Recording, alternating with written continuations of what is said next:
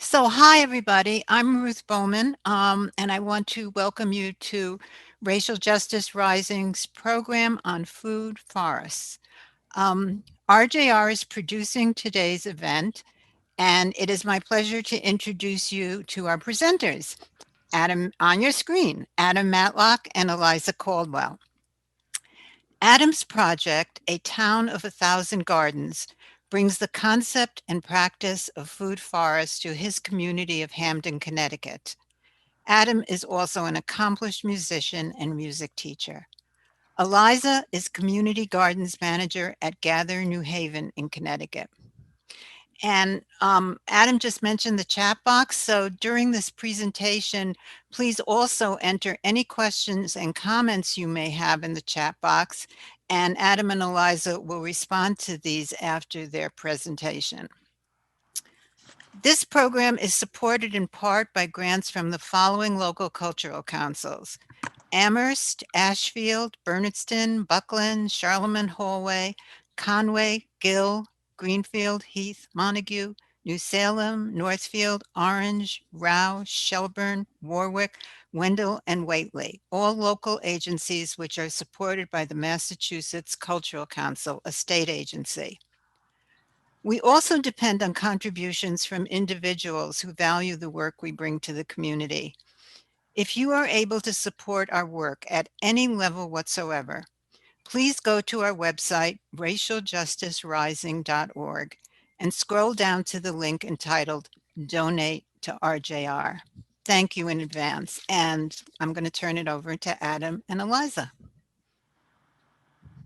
All right. Hi, everybody. We'll just pin ourselves for a moment just while we do a little short introduction, but just to the talk and also to ourselves. But thank you to Ruth for that introduction, and thank you to RJR for having us. This has been something that we've been really interested in for some years now in various degrees, and we'll talk a little bit about that. But of course, the way that it all intersects, the way that the climate parts of this and the racial justice parts of this intersect, it's something that it's not always immediately apparent, and I think that it's very easy to sort of compartmentalize these things. And so for us, I think it just makes a difference to have the opportunity in this forum to talk about these issues. That would be, so yeah, we will just start off with a little introduction, I guess. Do you want to say? Yeah, just. Hi, I'm Eliza. I've been gardening for a very long time and working in the horticulture industry for the past 5 years or so. I started at a garden center and I've moved to the program manager for community gardens in New Haven, Connecticut. So some of what I'm going to present here is informed by my work as community gardens manager. Yeah, and as Ruth said in the introduction, I'm coming to this as a musician, something of a layperson. Although in the last few years, one of the things that has driven me to this, thinking about climate and thinking about the ecosystem and all that, has been mushroom hunting. About 4 years ago, I got the opportunity to go out with a very experienced mushroom hunter, the more that you learn about those things, the more you see how interconnected they are to every part of their environment, whether it's in the forest or whether it's on the lawn. There's a lot that I learned from learning about that subject, and then realizing how you can't really learn about that subject without learning about the ecosystem that they live in. And from there, it has really just mushroomed forth from there. So sorry. Yeah. Okay. So but yeah, we'll get started talking a little bit. Eliza will take this one. So we're just going to share our screen for the sake of a PowerPoint for one moment. So.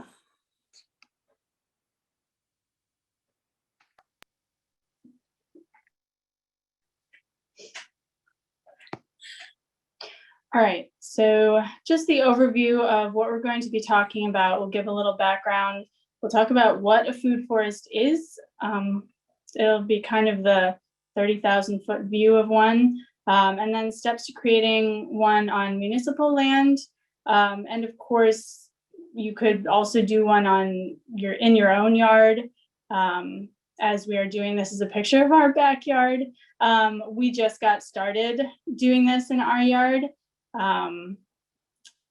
because we're starting before we're ready, which we're gonna get into that too, because it's a pretty urgent issue getting everyone food.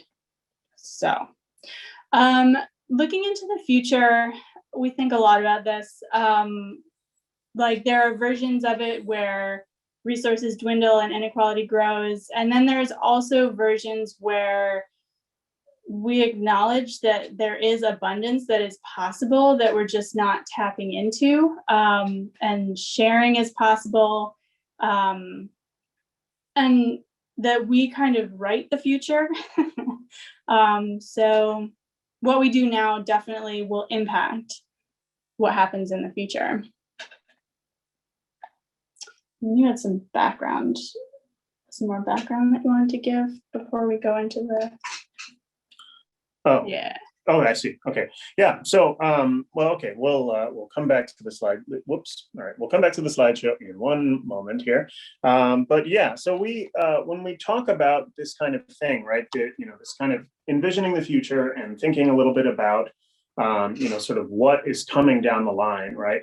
We admit, so we really only have kind of works in progress to share, both in terms of the project on the municipal level and the project in our yard. And we've started without full experience or knowledge, in part because I learned from doing, and in part out of a sense of urgency and obligation. Previous models of climate conservation have been critiqued, especially by Indigenous climate activists, as being insufficient to the needs of our survival on this planet. And a lot of what that means is that, the previous kind of models have been focusing on conserving areas of land that are away from where we live, and not actually looking at the land where we live, where we walk every day, and treating that with the same respect. So since October of 2018, a lot of us have seen headlines talking about the year 2030. The big one that I saw several times while I was getting ready for this was the 12 years to act on climate change. And while it is true that this is in some ways an oversimplification, so too are the 2050 targets that most of our governments are talking about. This is the thing that, thankfully, we have rejoined the Paris Agreement as of just yesterday or 2 days ago, maybe. But even still, a lot of those models are considered fairly conservative when it comes to looking at the effects of climate change, and of course not seeing it as a binary thing where we flip a switch and it all goes back to what we considered normal, what we grew up thinking was normal. And in most thinking, there is no reversing the effects of climate change. And probably from year to year, most of us have seen at least some effect of climate change in our lives, whether it is winters without snow. That was last winter for us, not this winter. We've had quite a bit, but extended periods of drought and flooding or heat waves and extreme weather and things like that.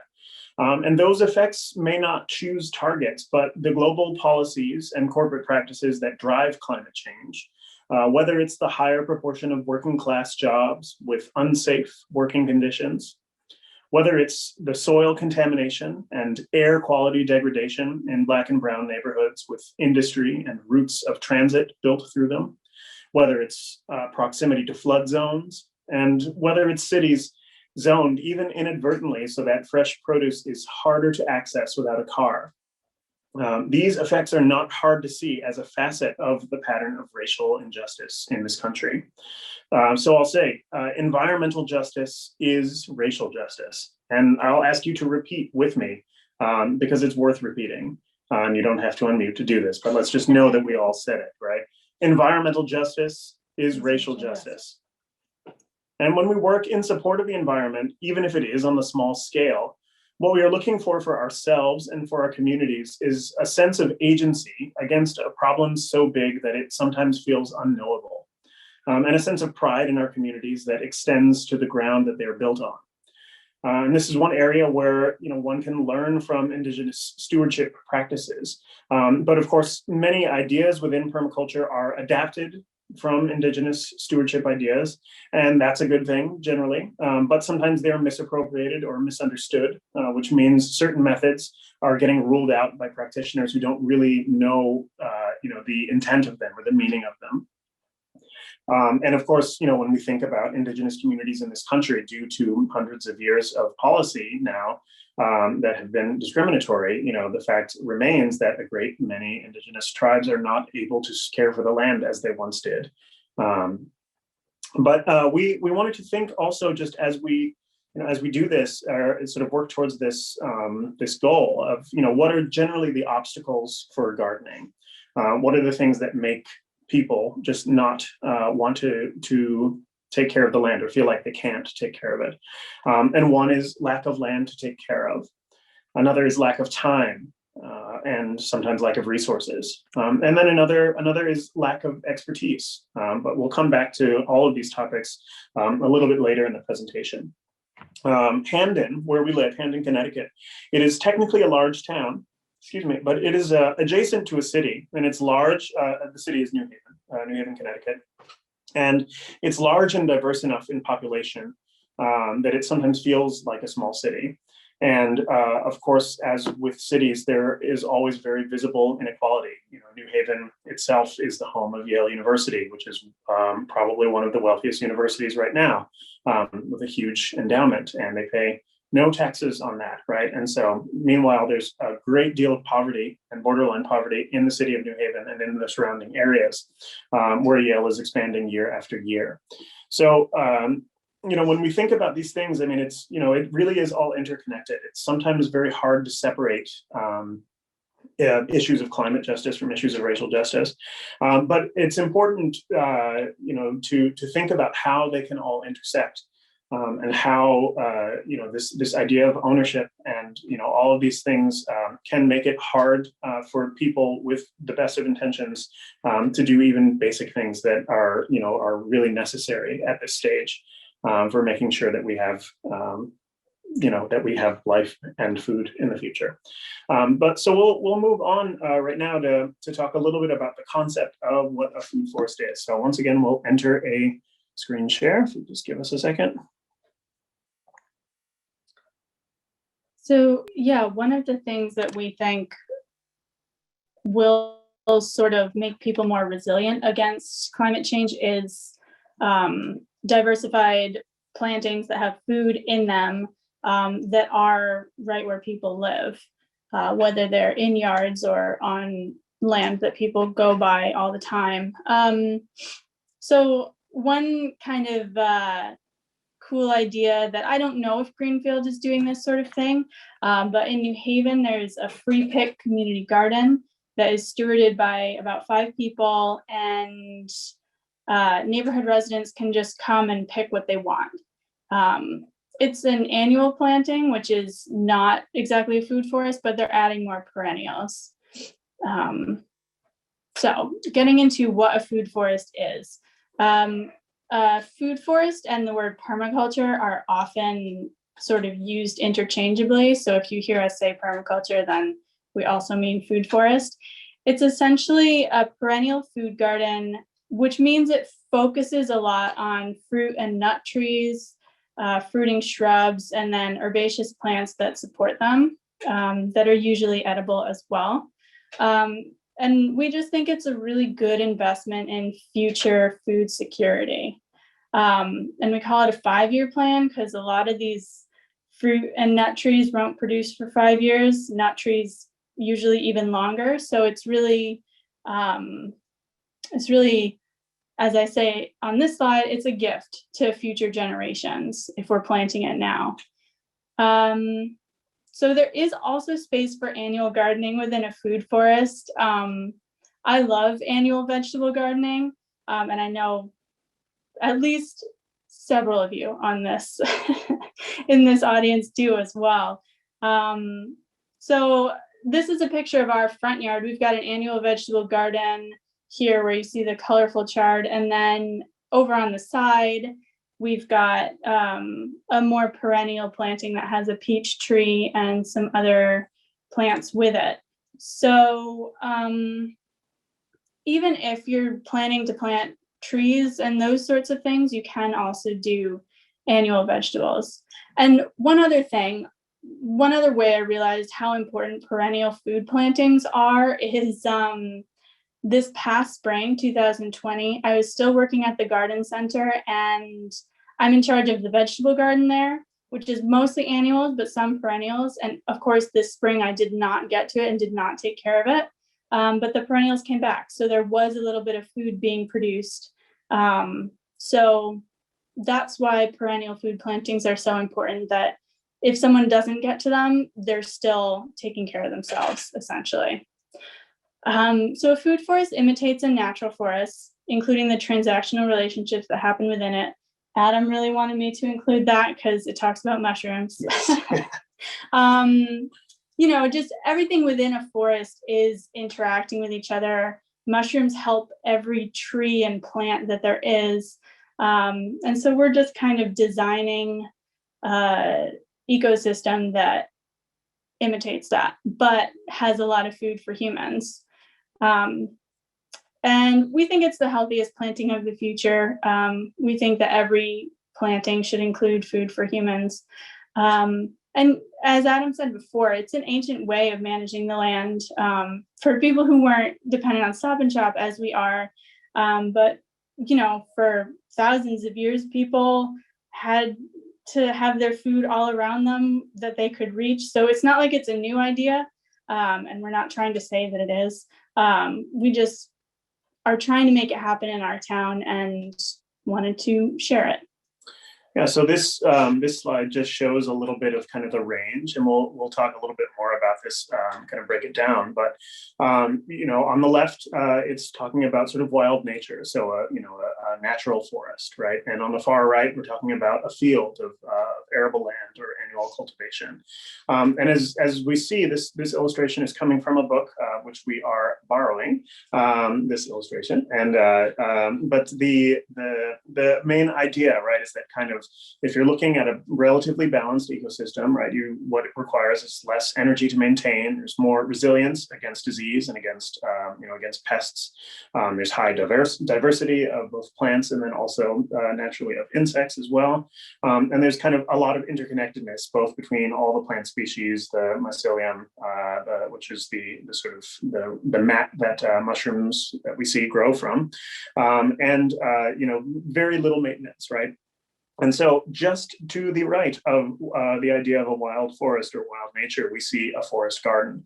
And the idea is really that, of course, we have to make some concessions when you're planning on growing it for food and being able to tend it, planning for that sort of thing, and making sure that, that there is enough sunlight for the plants that you select and all that. But generally speaking, it gives a lot of possibility still, even within that definition.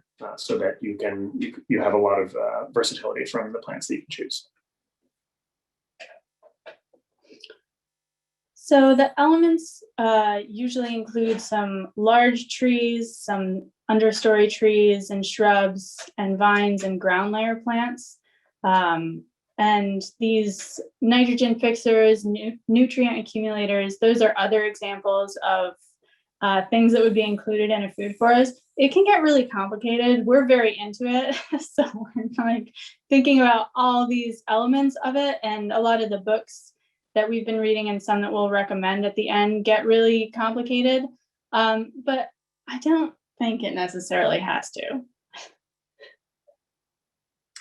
So yeah, here is just a quick diagram, and this is a rough copy from another existing illustration, but that is my quote unquote artistic work here on the screen. But this idea is showing in 5 stages how you might design or implement a food forest. And so generally you kind of want to think a little bit top down, but you don't have to do an entire space at once. And this is one thing that we'll talk about as well, is that, it also does not need to be the size of what most of us think of as a forest. You can take a really small plot and use food forest techniques, and sometimes they're abstracted a little bit so that they don't really look like what you'd imagine a forest to be. But then you kind of think top down. and you're thinking of multiple levels. So maybe your first stage would be to plant some trees, and those would eventually be the tallest layers of the food forest.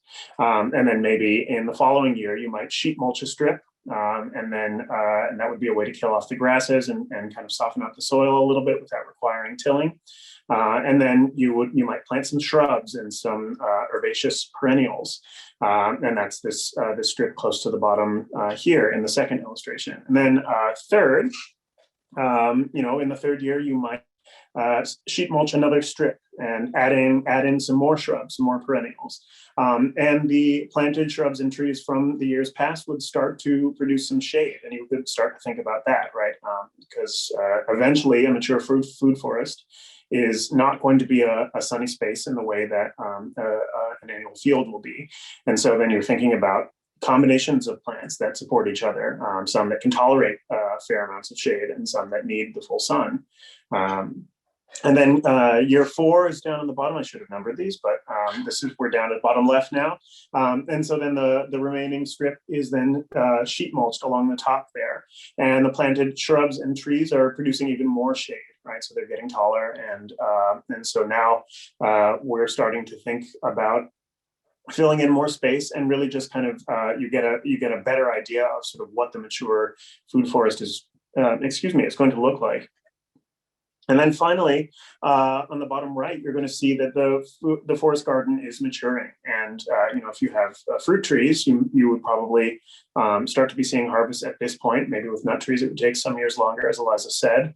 But then the trees are tall enough now that plants can be placed around the trunks of them, and so you can get some very shade tolerant plants and work them into your ecosystem as well. And of course, like while you're waiting for all this to establish, you can also do annual gardening as well. So it doesn't need to be that you need to do the crash course on this and then immediately go out and get rid of all your squash plants, right? You can kind of slowly add on to them as you go. So it's a very forgiving process in that way, and that's one of the things that has enabled us to feel like we could get started on it too. Just some ideas of plants that could be used in a forest. Pretty self-explanatory. Well, we read them, talk about them. We don't know all about these, but we know some of these. So the one thing in particular is that with the nut trees like chestnuts. Of course, American chestnuts are something of an endangered species, but some of the research that we've been reading suggests that there would be a similar benefit from European or Asian chestnuts, even though they're not traditionally native to this area, that they would still have the same potential benefit in a small ecosystem like the one that we're talking about. So, and I think it's important to find a balance between what the people who are using the food forest, whether that's the community if you're doing it on municipal land, yourself if you're doing it on your own land, find a balance between what you want and what is easy to maintain. Because there are a lot of the times with food forests, people will plant things that are really weird, that are easy to maintain, but like no one knows what to do with them, so they don't want them. So we're just thinking about that in terms of like, if we're planting for a group of people, then we want to make sure that they're things that people would use. Right. Yeah. There's the kind of the joke in permaculture. A good friend of ours has told us about that. There's a lot of people who grow things in permaculture that are just designed to be made into jam, and of course, that means that A, nobody wants to eat them raw, and they're kind of unfamiliar for that purpose. And B, then of course, that the labor of who is doing the work of turning it into jam tends to be unequal along gender lines.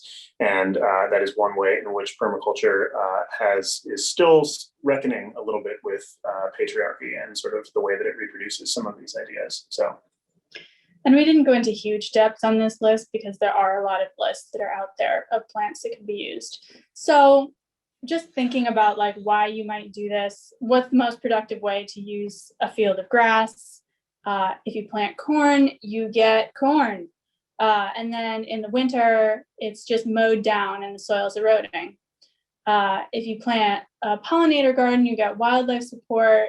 There's ground cover in the winter, but no food for people. And if you do food forest, you get pollinator support, ground cover in the winter, and food for humans. So that's why we think it is the best. Nothing is no maintenance, to be honest, especially in the early establishment period. So you'd want to decide how much you would want to do before starting, and this will influence what you choose to plant. And just from my experience as community gardens manager, there are always people out there who want to garden. So if you liked this idea and wanted to take it up in Greenfield or in your area, you could probably find someone who'd be totally into doing this. And just blasting through real quickly with soil testing, you want to test the site. We tested ours for lead and arsenic. You can get that done at UMass and UConn. Lead doesn't travel into the fruits of a plant, so it's okay to plant fruit trees in soil there, but touching the soil does transmit lead. So if you're going to have kids around, you want to be careful of that. And even yourself, wash your hands. Use gardening gloves. Use gardening gloves or go somewhere else. But we thought about this a lot when we started our project. Observing the space, I won't go too much into depth of this, but we noticed that the wind was just like whipping through our front yard. So we had to plant a windbreak. So any space that you decide to choose, you might want to kind of see how the wind and water moves through it. And does anyone have any questions about that part of it? Yeah, we'll actually take a pause because we figure that's a fairly huge amount of information at this point. So if anybody has any questions, we're going to take a look at the chat. But if anybody has any questions at this stage as to what a food forest is, please let us know. And otherwise we'll have a chance for questions again at the end. But so could we see the last slide again? Sure. Yeah, 1 second. So well, okay. So just remember that as long as we are sharing, we can't see your questions. So here was the whoops, sorry. Was this the one or the one with resources? You can unmute yourself. Oh, hello. Hi. I have a question. Sure. I'm sitting here looking at 77 acres of an old orchard. I guess it was more prevalent in Western Mass than we have now. Would there be some benefit to us replanting some of those orchards, even though they're not functional anymore? That's a good question. I mean, so we're one of the things that we won't talk about in this presentation, but that we're kind of looking at is in Hamden has a fairly large agricultural history as well, and a lot of traditionally cultivated sort of orchard land. The soil has been fairly depleted because of the traditional agricultural techniques. So if you are doing so, I mean, it might take a certain amount of soil remediation, especially if there was sort of riding equipment used on the soil. There tends to be a lot of compaction and things like that. But it's not, I think it's worth doing. And of course, it just depends on what the orchard was. And because, we also are yard was formerly part of an apple orchard many years ago, and so there is still some arsenic in the soil as a result of that too. So it's just these are things worth considering. But yeah, I think doing something with it is probably worthwhile, and it's just a matter of what. Yeah, we are right next door to Atlas Farms, the farm, but our soil over the years is now just almost totally sand. So it would probably be conducive for maybe strawberries or something like that. Yeah, well, so another possibility, and this is something that we got started with, was just using fresh wood chips. So, every time there's there's a big storm, there's the tree folks are working overtime for 2 weeks, and they're usually willing to drop off their wood chips anywhere but the transfer station. And so we've gotten several cubic yards of wood chips, which, they do take some years to deteriorate, but in doing so, they bring a lot of life back to the soil. including attracting mycelium. And that was a pretty early step that we took when we were starting to work on our yard. So, and especially it's, it's kind of low maintenance. It very much protects the soil while we, while we planned out other steps too. So, Thank you, Adam. Sure. So Adam, there's another question from T. Gray. Can you give some examples of herbaceous perennials? Sure. Yeah, like asparagus, rhubarb, sunchokes is a sunflower relative, and you eat the tuberous root, which I've been told tastes like hearts of palm, if you ever had it. It's a pretty interesting flavor, but it's a good one. It's also known as Jerusalem artichoke in this area sometimes. So, ramps is another one. And those are the ones that come to mind. There are a lot of other things like lemon balm and kind of herbs that are perennial that you might include. Yeah, keeping in mind, of course, our climate is not exactly the same as what it is in Greenfield, but it is fairly close. So a lot of the suggestions we make would also work up in Massachusetts too. But yeah, any other questions? Now we can see the chat. So.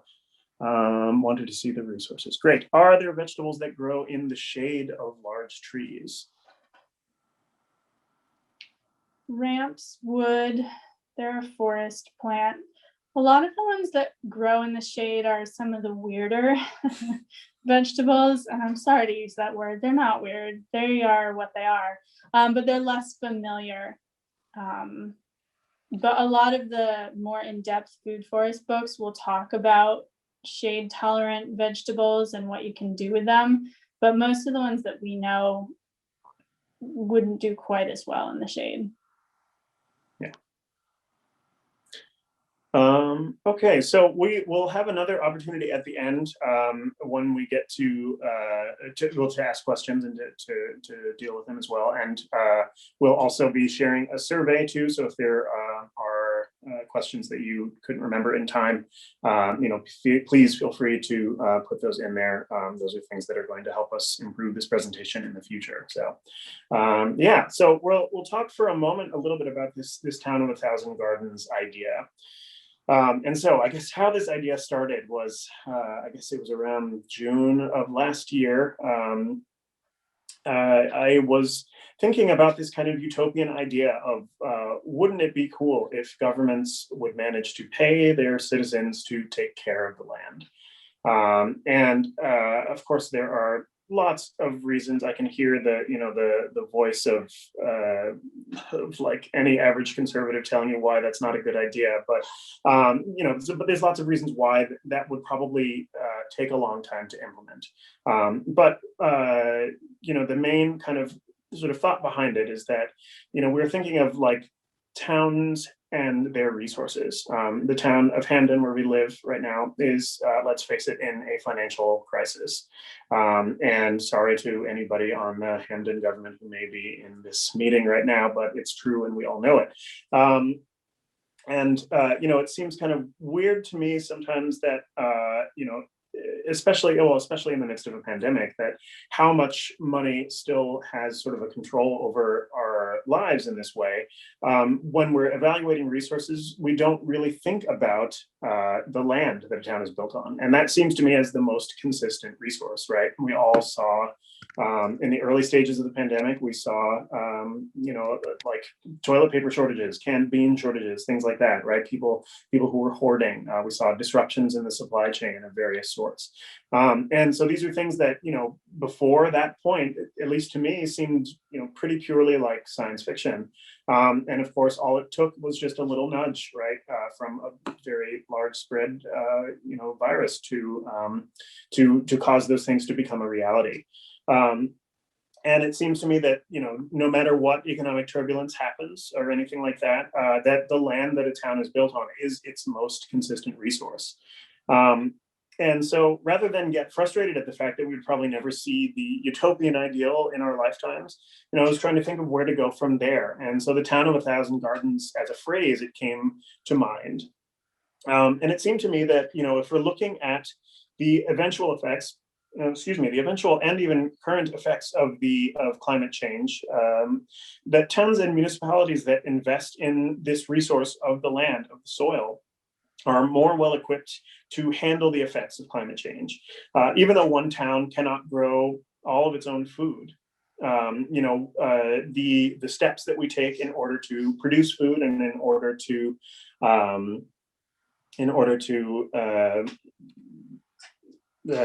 yeah, we'll come to these questions towards the end, but thank you all for keeping them coming. But the steps that we take to grow food and to produce them and all that, these are all things that help us to build resilience towards the effects of climate change. Whether we're talking about things like flooding, we're talking about things like drought, we're talking about extreme weather.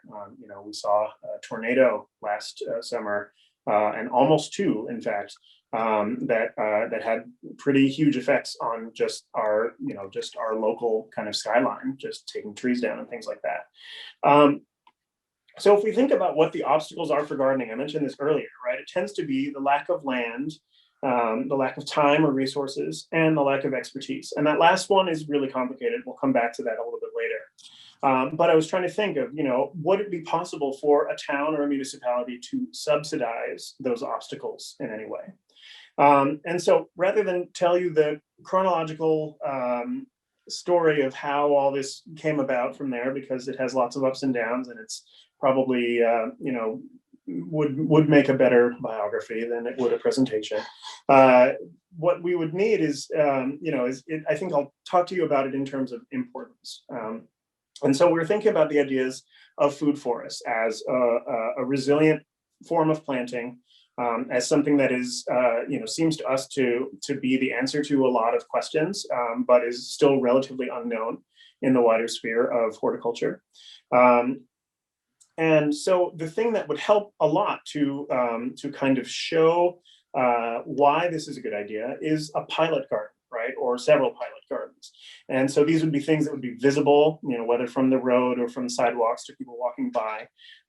And they would show people the idea of what a food forest is, what it looks like, and why it would be a cool thing to try in your own space, whether if you have land to do so. The thing that is pretty significant about this, right, is that when a lot of people think of permaculture, when they think of food forests or these techniques, the kind of ideal is the wild family going into a 40-acre parcel of land, and slowly taming it over the course of 10 years. And what is the reality of that is that most of the time people don't get through that entire process, and that takes a huge amount of work for a single family or small group of people to take on. That's really like it's a huge ask on yourselves. And so I think that one of the founders of the permaculture movement, and again, it's a loaded term sometimes, but his name is David Holmgren, and he sort of floats this idea of retro suburbia, which is retrofitting suburban neighborhoods for the sake of food production as being sort of a more cost-effective and more productive idea of food production, rather than taking a huge parcel of land and sort of converting it to a large designed permaculture space. So taking our lawn, for example, right, the whole lot that our yard is 0.15 acres. And a portion of that is taken up by the house too. So we're really working with maybe about 0.1, a tenth of an acre, as we do these various plantings and things like that. And doing it on a lawn is nice, because then you get the idea of grass as a nurse crop, right? And you get a blank slate to work with. You don't really have to deal with a huge amount of existing plants, and kind of design in that way as you go. So one of the things that really helped me as I was thinking about this, beyond kind of reading a lot about it and imagining, was seeing other projects that did this sort of thing. So I'm going to share my screen one more time, and just show some two existing examples of food forests that are done on a municipal level. So give me 1 second here.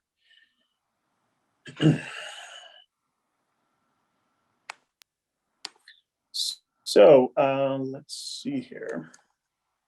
The first, whoops, all right. So the first here is, I put my pictures in the wrong order. Okay, there we go. So this is a space in Seattle, Washington. And it is a food forest that is slowly in process. As you see, right, they're really just, there's a lot of community outreach at this point. And they're kind of working on parcels of land. At the moment, they're working on a 1.8 acre parcel. And this process has been going, I think, for well, about 4 years, but of course the design stages started 8 years ago. I had a great opportunity to meet with a community outreach liaison from that group. She told me a lot of great history and things like that. But one of the things that they're really interested in is a lot of the same things that we're interested in terms of using food forests as a way to address income inequality, food insecurity, things like that. And so, similar to a garden that Eliza mentioned in New Haven, it is an open pick garden. That is their model, and that's one of the things that they do to as part of their mission, so that it's not just a traditional kind of to use the word bluntly, right, white savior narrative with regards to food cultivation and things like that.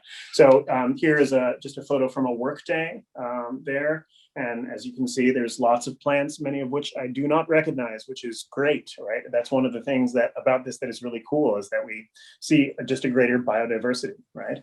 And here's just another aerial photo, or just high angle photo. I assume it's probably a drone, but of the space that they're starting to work on. And this is even from a couple of years ago. And of course, as with every organization, the pandemic affected their progress quite a bit. But they've still managed to have some outdoor work days as part of community building exercises and things like that. So towards the top of this image, you see where they've done more work, right, with this road in between them. And then sort of down at the bottom, you can see work that's more in progress, including the installation of these paths and things like that. And then in Atlanta, there is another food forest that's being built, and they also are very early on in their progress. Just here's another photo of a workday, right? But you can see things getting established in other photos in this series. You'll see them building compost, kind of compost things, tumblers and things like that. And you'll also, I think they are also in the process of doing a lot of kind of community outreach and just really doing their best to not just, again, be coming into an empty space and immediately bossing people around. It is a community involved effort through and through. And that is something that has been pretty inspirational as we've been thinking about this process. So one of the things that kind of helped when we were kind of starting to plan this out a little bit is just thinking about how to sort of get the conversation going. So looking at the nonprofit sector, looking at the town's charter, and seeing if there was language that seemed to indicate that an idea like this would be amenable to people in the town or to town officials. So one of the things that has happened so far has been finding organizations that are doing work with sustainability and or hunger in Connecticut. And so the first that I'll mention is this organization called Sustainable CT, which is a semi-official kind of combination of nonprofit and government organization. And they do voluntary certification for sustainability-based projects. That could be anything, including idling laws and like anti-idling laws, I guess, and to as advanced as the pollinator pathways or food forests, things like that. And they also have a fund matching program, so that, and we'll talk about that a little bit later, but basically they are able to sort of match half of the funds raised towards projects along this line. And I've had some great help and conversations with people on their staff as well. And then the United Way's Southern Connecticut chapter, which has a big hand in Hamden's hunger task force. And that's another organization that I've been working with for the sake of not only this project, but also of installing other community gardens, annual community garden spaces in the area too. And then, we looked at the town charter and, does the town either have employees focused on either of these issues, whether it's hunger or climate or food production, and, finding out what they're doing. And one of the things that sort of I learned in this process is that you don't have to start from scratch, right? That there's often people, whether they're other activists or, other people working in town government or working through nonprofits that have done some of this work already. And one of the things I ended up doing was just kind of talking to some of them because they were aware of each other, but they didn't always know, what other people were doing. So I'll take a moment to just mention these gardens at the Keefe Center.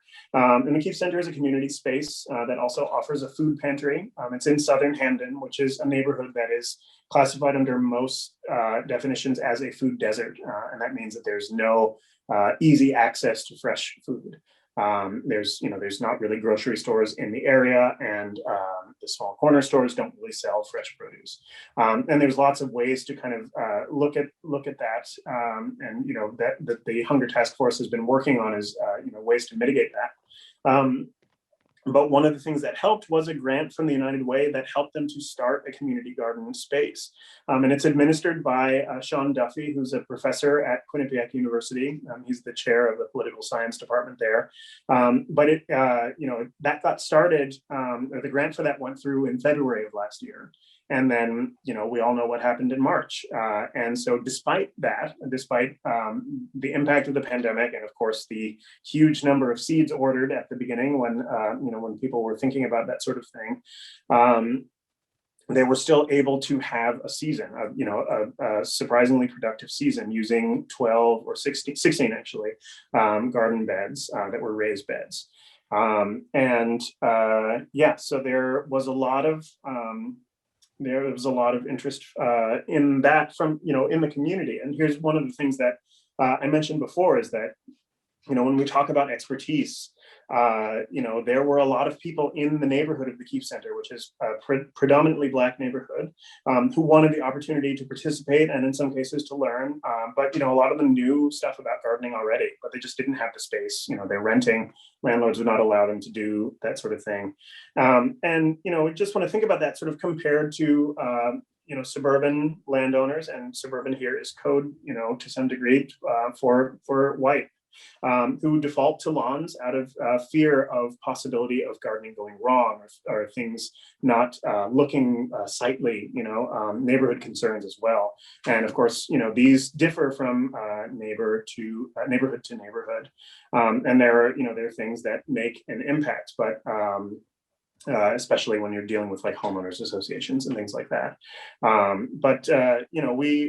There's a lot of things, when we started our project, one of the most important phone calls that I made was to the town zoning office, just to make sure that doing a project like this would not be cause for concern legally from the town.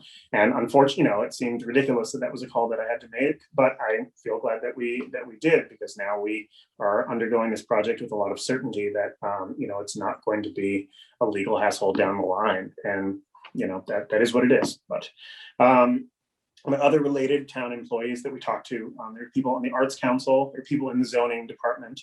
There were GIS, which is Geographical Information Services mappers. There's sometimes tree services or tree wardens. I believe every town in Connecticut has one of those. And we also talked to nonprofits like the Hamden Land Conservation Trust. And they gave us some help in selecting sites, or just giving us some ideas for places that were empty places of municipal land that could potentially be used. And it was great to just talk to a number of people about this idea, and to talk to them about all of the possibilities that they could see just from what we told them. So, especially one of the things that was helpful was just driving, walking, or biking around in our neighborhood or in our town to look at spaces of unused lawn. Especially in a dry summer when there's a lot of drought, and you can see lots of brown patches of lawn, and you can see how costly and time-consuming lawn maintenance actually is compared to some of the alternatives that are available. So I'm going to share the screen one more time. So just one moment here. But so we initially were looking at 4 sites in Hamden that were areas where there was available space that seemed as though it wasn't being used. And with the help of a town councilwoman, we were able to sort of at least start the conversation. And let's see here. So here are these 4 sites. So in the top left, we have the Keefe Center Garden. And of course, these photos from Google Maps are all several years old. So they did not have the garden plots in there yet. And it was interesting to learn about this space from someone else who was just not aware that the gardens had actually gotten started that year. And so that's sometimes the connecting information is part of this process. And in the top right, we have a community garden plot that was built at a local school. And of course, due to the pandemic and due to school not being in session, the garden was not tended that year, and it was fairly overgrown. But there were some really big, thick collard greens that were still growing there that had come back from the previous year. In the bottom right, we have a traffic circle in a residential neighborhood, and this is on a pretty big slope. And this is something, I'll just jump ahead here. So this was something where a neighbor in the area, she gave me permission to show this photo, including her 2 kids in the stroller here, where they just started planting. And one of the things that was really, really helpful about this process is that, when you're thinking about residential neighborhoods, you can just, you can often just like talk to neighbors who may have had the same idea as well. And so in this case, this was something that she just sort of took initiative on. And so we're still working on making sure that it's official, right? And making sure that the Department of Public Works isn't going to come at any point and, try and sweep it away or mow it down. And unfortunately, we have not been able to quite kind of get that done yet. And then bottom left, as you see, is between 2 churches here. And it's an empty lot, right? It's currently overgrown with some aggressive non-native plants and even a few invasives like knotweed. And it remains that bone dry at this point. Of course, it's covered in snow, but during the summer, it was, still mostly just dust in that lot. And so, it's a little frustrating sometimes to see these areas of potential and not be able to, to kind of see the possibilities of what we can do with them. And so unfortunately, the progress slowed on these things as the fall came into play. The school year started, the legislative year restarted. And unfortunately lost touch with various allies, including the aforementioned congresswoman who's a councilwoman there, I'm sorry. But this just showed me the importance of having multiple avenues of pursuit, of just having this conversation going with a lot of people at once, which took a lot of brain space, took a lot of energy, but I'm glad that it did, because it meant that losing touch with one person meant that the project could still go on in other forms. And so at this stage, I'm at a very good place in a relationship with the town center park in Hamden. And this is administered by an independent commission that is mostly citizens, but it has its own power to sign a memorandum of agreement. And so due to their having a master plan that was established over 15 years ago, and they were, sort of at that point kind of insulated from the rest of town politics, so to speak, they don't require approvals from multiple approvals from various people within the town. And they found the idea of having a public food forest to be exactly in keeping with their values, to add something that gave high value to the town at low or no cost in an outdoor setting. So I'm just going to share one more time. And we will just see what this master plan from, I want to say 2004 looks like. And here we go. So here is the master plan. And this was done by a landscape architecture firm in 2004 or 5. And they've stayed pretty close to this now. I don't have the aerial photograph from present day. I think that the ice rink has not been built as was initially planned, which is going to be somewhere around letter E. But now they have, still lots of athletic fields.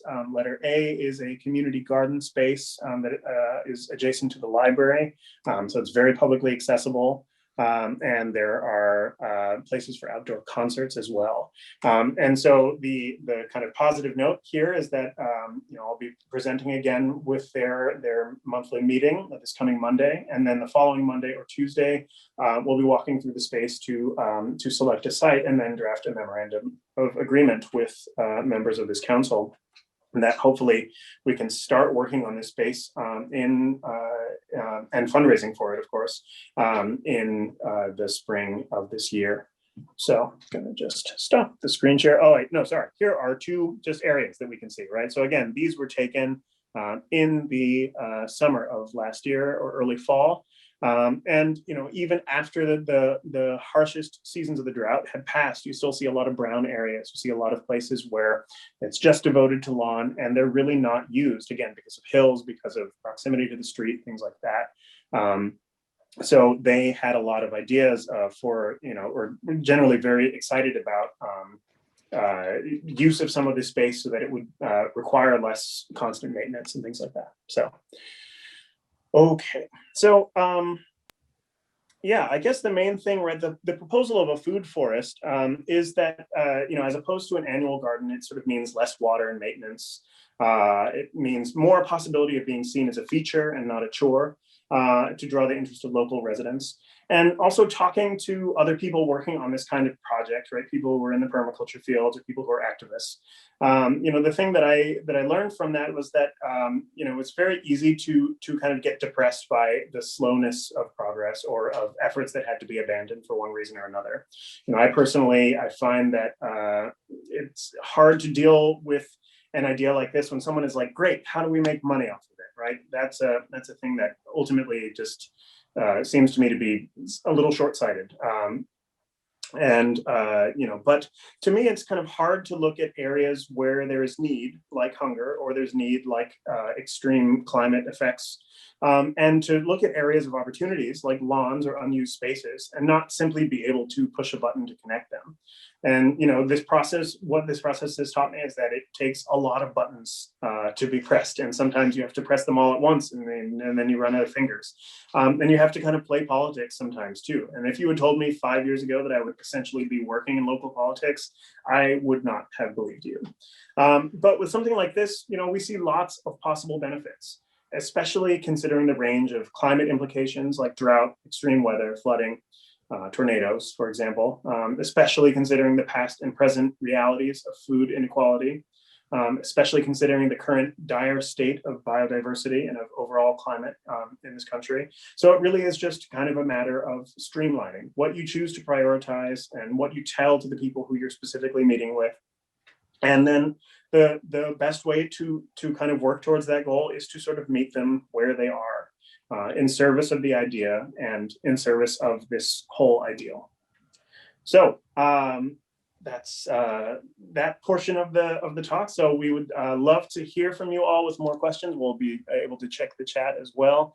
And I'm also just going to share as well the link to this survey. I see lots of people talking about plant sharing, which is very, very exciting. Yeah, so, I have some of these copied out so I can read them to you if you'd like. Okay, fantastic. All right. Do you have any suggestions for controlling underground rodents that may become comfortable around your food forest?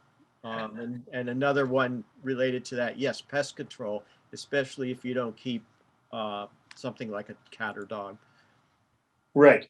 Well, okay. So yeah, one of the things that we have discovered, of course, we have cats. You may see an ear here poking through. But one of the things that we've discovered is that, we also have some species that are considered invasive, like jumping worms, for example. And one of the things that you see sometimes is just that you kind of need to sometimes plant for them to some degree, right? And it doesn't necessarily mean that you're planning on giving up an entire crop or anything like that. But the wood chips that we have down, it keeps the jumping worms busy. It keeps them kind of like away from our soil to some degree, Eating that instead of our soil. Yeah, exactly. So sometimes it takes this kind of multi-species thinking, right? Where you're not just thinking about, oh, I only want enough squash for me, and then the whole squash plant dies from a single predator or something like that, and then what do you do from there? And, and of course, this is where the biodiversity comes in too, is that by having lots of different species, you kind of sort of insulate yourself against that a little bit, because, predators tend to only go for one thing or one type of thing. And of course, the more biodiversity you have in a garden space, the more you get kind of natural controls for that sort of thing. We have counted on the birds to some degree to help us out with some of the things that are considered pests, and that has really made a difference to some degree for our annual and perennial planting. So, and for fruit trees, a lot of the times voles will eat the bark and cambium in the winter. You can either put hardware cloth all the way around the trunk of the fruit tree. That's the guaranteed way to do it. I wanted to try planting a ring of daffodil bulbs 6 inches in diameter around, because that was more fun to me. So, because I've heard that that's like a folk remedy to keep voles from eating your trees, and we'll see if that works. And as far as pests, if you're doing fruit trees, a really great resource is the holistic fruit orchard that was listed in the resources. Yeah, we'll show that slide again. By Michael Phillips. It's a really good, it's really good for talking about pests and orchard health in a sustainable way. Yeah. So the next question is about, is traffic exhaust an issue in urban areas? It actually reads as traffic exhaust solution an issue in urban areas, but I think we're talking about air pollution in general here. Okay.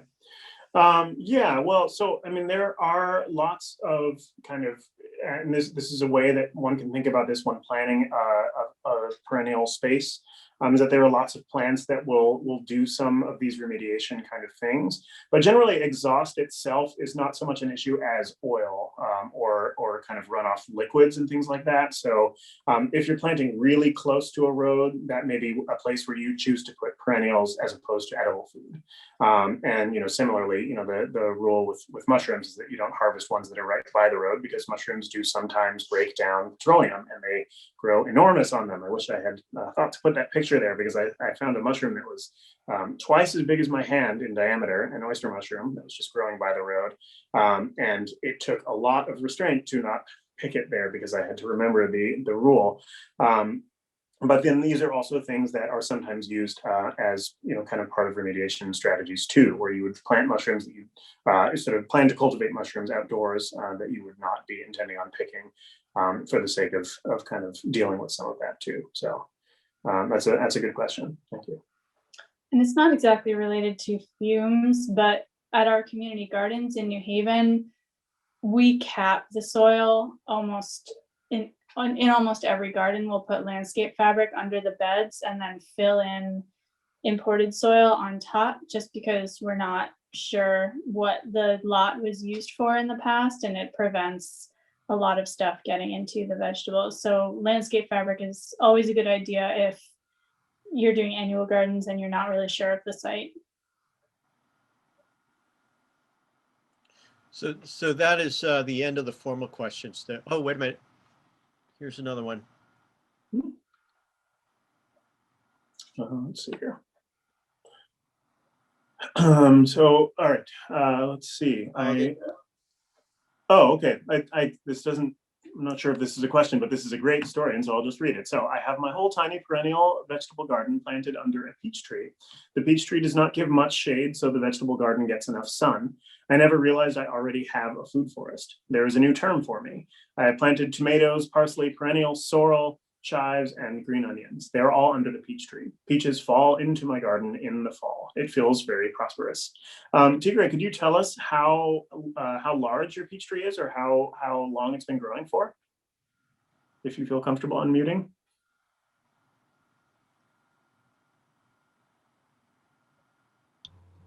Or you could put it in the chat. Oh.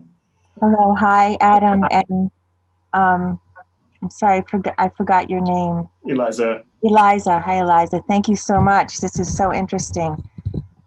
So you asked how large is the peach tree? Yes, yeah.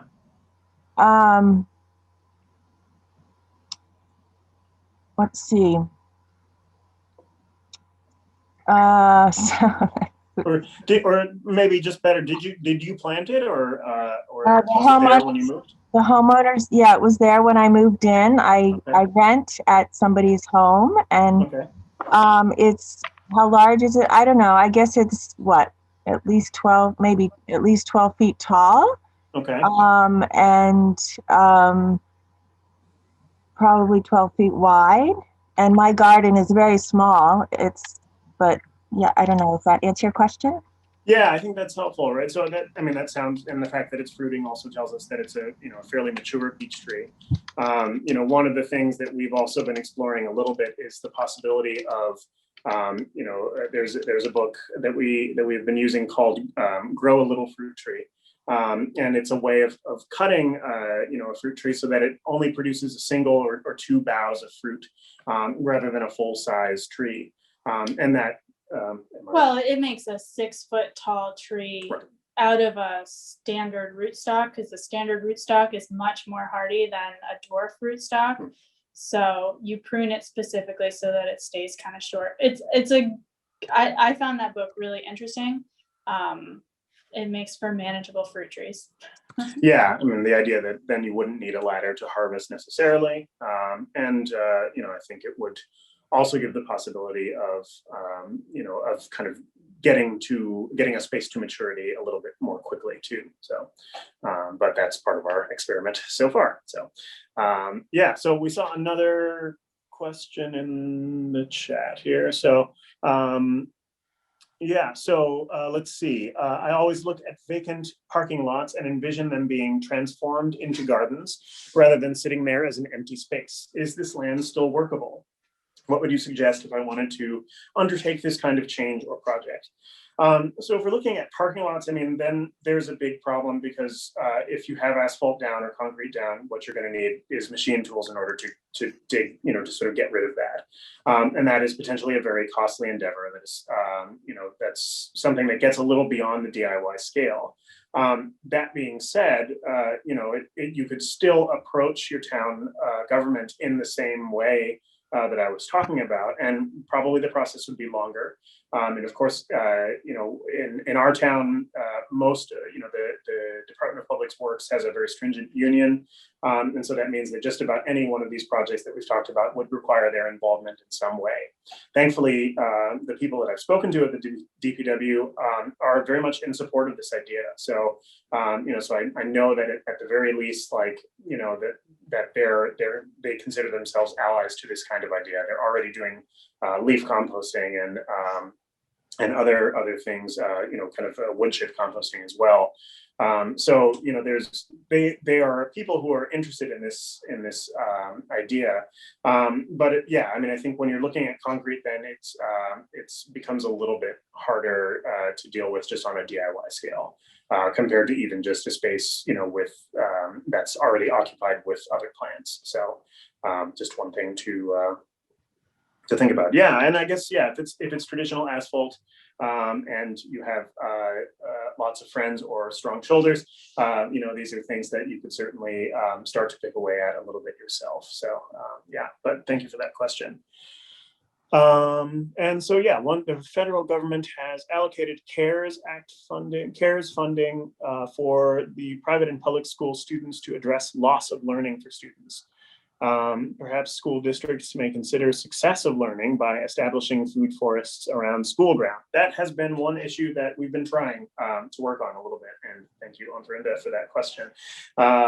She's related, it's okay. I think that's definitely one thing that I think is really cool about this, right? Is that, you have the possibility when you're doing a project like this of engaging with future generations. And as Eliza talked about, right, we're thinking of this kind of thing as not necessarily an immediate plan, but kind of a gift to future generations in a lot of ways. And our goal is to talk about these techniques and sort of inform to the best of our ability about our progress with these, so that it's something that's in the conversation as we're making these decisions. And one kind of catchphrase that I stumbled upon recently at a climate protest was the idea that a lot of times politicians will think from election to election and not generation to generation. That's one thing that is a very frustrating reality. But generally, I think it is, if you can ask that your elected leaders and also people in your circles are thinking of things in those terms, that can be a really great way to kind of start planning for the future. So just before we lose anybody, because I know that we're running close to out of time, I'm going to share this link one more time to our survey, and I would just love it if everybody got the chance to fill it out. There are some optional questions, but for the most part, it's multiple choice, I promise. So it shouldn't take too much of everyone's time. But here it's going in the chat. And if you feel like you have any feedback at all about things that we didn't cover or things that could overall help us to improve this presentation, that would be much appreciated.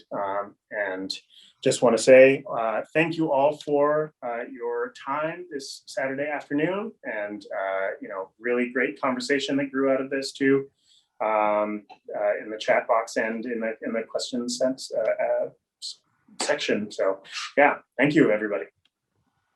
Thank you. Before people leave, Michael, do we want to do any more questions, or what is our time frame here?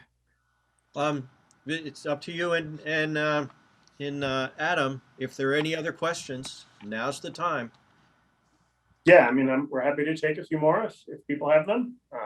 I saw one recommendation in the chat box from Shen, saying some of us saw a presentation last night by Leah Penniman. Her book Farming While Black also has some great resources for reclaiming abandoned and troubled land. Yeah, there are. That's a name I recognize for sure. And yeah, I think that one of the great things about this moment in time, and social media has a lot of issues, but is that it gives the voice to a lot of people of color, indigenous farmers, who are working in these issues now, and so you get the chance to hear directly, and rather than have it be filtered down through the publishing process, and that's a really important part of living in this moment for sure. Well, I just want to thank both of you, Eliza and Adam. This was such an inspiring presentation. It really was. And you are truly trailblazers. And there is, I think, a lot of substance that we're all taking away from this. Certainly I am. A lot of learning, a lot of things to think about. So thank you so much, really. And I also, while I'm thanking, I want to thank Cheryl Hogan for producing today's program. It was a wonderful job, Cheryl. And I want to thank Michael Nix for being our technical support, without which this would not have happened. So thank you all. And I hope, I expect folks will indeed respond to your survey. I have a question. Sure. What exactly are romps? Oh, ramps. Ramps. Yeah, they're a kind of wild onion.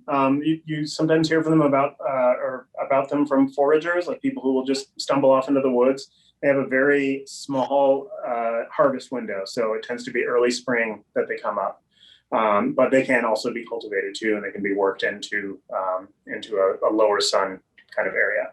So Is it anything like leeks? Closer to leeks than to onions, for sure. Yeah. And we did also see one other question in the chat, so maybe we'll just take that here rather than try and click it out here. So what vegetable perennials are recommended that support pollinators?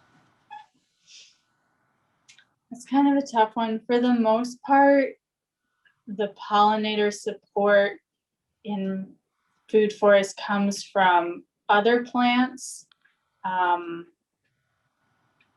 Because it's okay to have flowers and that sort of thing within your plan. A lot of flowering herbs will support pollinators. but those aren't perennials. Yeah, it's sometimes hard to look at maybe two elements of a food forest and kind of connect them that way. So it really does sometimes, take kind of pulling the camera back a little bit and thinking about maybe a larger system too. But that is a very good question. And yeah, Yeah, comment in the chat that said sea kale fits those. great perennial. Yeah, okay, yeah. Fits those categories. Yeah, I mean, that's the thing. A lot, as Eliza said, a lot of these, we think of as weird because we never see them in grocery stores, right? But a lot of them have very distinct flavors, and sometimes not all that weird of flavors, right? One thing that we had some fun with was something called orac, which is not a perennial, but it's grows very much, like very heartily in this climate, and it's kind of like spinach. And then there's also callaloo, which is similar. It's actually considered a weed in a lot of cases, and it's a kind of amaranth. But the leaves are edible and they're totally delicious, and a very important part of Jamaican food. But also can be just sautéed with garlic and oil, as you would with any leafy green. So they're a fantastic crop. That plant name, let's see, what was it? Orac, that's ORACH, or callaloo, which is CALALOO. Am I right? No. Never get that one right. It's a kind of amaranth. But if you search callaloo, I have been relying on Google to correct me on my spelling sometimes as I've been working on this. So. Yes, so I believe this question was asked before about recording the presentation. Yes, I've been recording it. Yes. Cool. So it will be on the website, right? racialjusticerising.org, under past programs. And we'll just share one more time this survey link here. So if anybody is just missed it the first time, and again, you don't have to fill it out right away, but you can certainly just come back to it. Yeah. And that's a good point about hosta in the chat. My understanding is that the early spring shoots are edible. I meant to try that last year, but didn't. So I've read that. I have not done it, but I've heard that early spring shoots are edible like asparagus.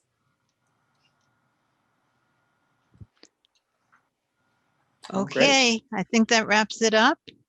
Thank you Right. so Yeah, much. thank you all so Thank you, much. It's Adam. been great to present here. Yeah.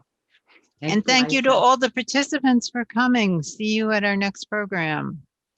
All right. Bye.